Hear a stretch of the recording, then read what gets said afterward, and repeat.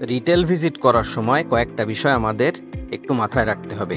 এই ভিডিওতে কিছু গুরুত্বপূর্ণ বিষয় আলোচনা করব।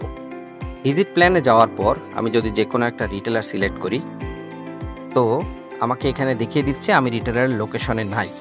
কিন্তু আমি যেহেতু বোঝানোর জন্য ভিডিওটা করছি, এই জন্য আমি এগিয়ে যাব। কিন্তু আপনারা আপনাদের মার্কেটে যখন ট্রানজেকশন করবেন, ডেফিনেটলি রিটেলার লোকেশনে যেয়ে তারপর ট্রানজেকশন করবেন। এই নোটিফিকেশন পাওয়ার মানেই আপনি রিটেলারের লোকেশনে নাই, রিটেলারের লোকেশনটা আপডেট করতে হবে, অথবা রিটেলারের লোকেশনে আপনার যেয়ে তারপর ট্রানজেকশনটা করতে হবে।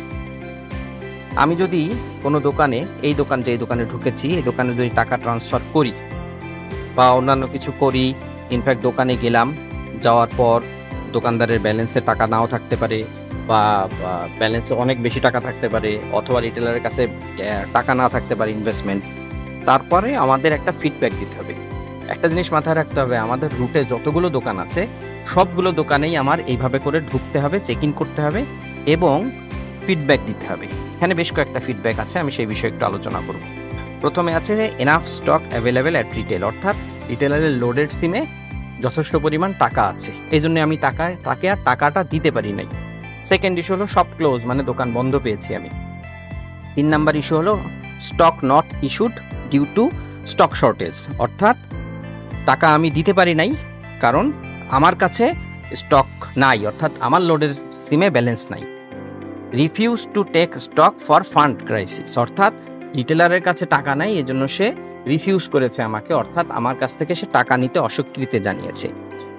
তারপরে যেটা আছে item sold and no more feedback, অর্থাৎ টাকা আমি তাকে দিয়েছি, আইটেম মানে সিম দিয়েছি বা কার্ড দিয়েছি বা লোড দিয়েছি, এবং আর কোনো ফিডব্যাক নেই। এবং ফাইনালি নট এ ভিজিট, আমি এখন যেটা করছি, যেহেতু আমি ভিজিট করছি না, বুঝাচ্ছি, আমারটা ক্ষেত্রে নট এ, অবশ্যই নট এ ভিজিট বাদে বাকি যে আইটেমগুলো আছে সেই আইটেমগুলো যে কোনো একটা ক্লিক করতে হবে, ক্লিক করে তারপরে চেক আউট দিতে হবে। চেক আউট দেওয়ার সময় এরকম ভাবে চেক আউট হওয়ার অর্থ আমি এই দোকানে গিয়েছিলাম কিন্তু টাকা দিতে পারি নাই, আমি সব ক্লোজ এটা সিলেক্ট করেছি এবং সাবমিট দিয়েছি। দেখেন আমার কিন্তু আজকে ভিজিটেড অ্যামাউন্টের মধ্যে এটা গিয়েছে। এবং মেমো মানে কি, আমি এই দুটো দোকানে ট্রানজেকশন করেছি, আর বাকি যেই দোকানে কেবল যেটা গেলাম আমি নাজমুল স্টোর, এটা কিন্তু আমাকে ভিজিটেড দেখাচ্ছে, তার মানে আমি চেক ইন করেছি কিন্তু আমি টাকাটা দিতে পারি নাই।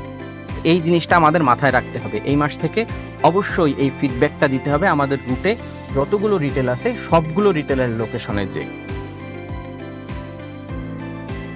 এই মাস থেকে যেহেতু আরএসও প্রোডাক্টিভিটির সংজ্ঞা কিছুটা পরিবর্তন হয়েছে, তাই একটা জরুরি বিষয় মাথায় রাখতে হবে। আমাদের ভিজিট প্ল্যানে দেওয়া আছে 42টা দোকান, অর্থাৎ আজকের রুটে এই আরএসওর 42টা দোকান ভিজিট করার কথা, যেখানে ভিজিটেড অর্থাৎ এখন পর্যন্ত এই আরএসও 19টা দোকানে ভিজিট করেছে, অর্থাৎ 19টা দোকানে সে চেক ইন করেছে। এর মধ্যে মেমো হয়েছে 19টা, অর্থাৎ 19টা দোকানে ভিজিট করেছে, 19টা দোকানেই মেমো করেছে, অর্থাৎ কোনো না কোনো প্রোডাক্ট ইস্যু করেছে। কোন দোকানে কত প্রোডাক্ট ইস্যু করেছে সেটা এখানে দেখা যাচ্ছে।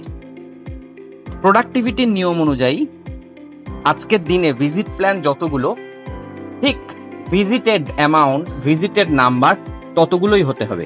অর্থাৎ সে ট্রানজেকশন, আরএসও ট্রানজেকশন করুক বা না করুক, প্রত্যেকটা দোকানেই তার চেক ইন করতে হবে এবং অবশ্যই ফিডব্যাক দিয়ে বের হতে হবে। মেমো তার সর্বনিম্ন 30টা, 300-200 টাকা করে 30টা দোকানে ট্রানজেকশন করার কথা, সেটা মেমো করতে পারবে। কিন্তু 42টা দোকান ভিজিট প্ল্যানে আছে, 42টা দোকানই তার ভিজিটেড হইতে হবে, অর্থাৎ চেক ইন করতে হবে। এইটা আমাদের এই মাসে অবশ্যই নিশ্চিত করতে হবে, তা না হলে আরএসওর প্রোডাক্টিভিটি হবে না।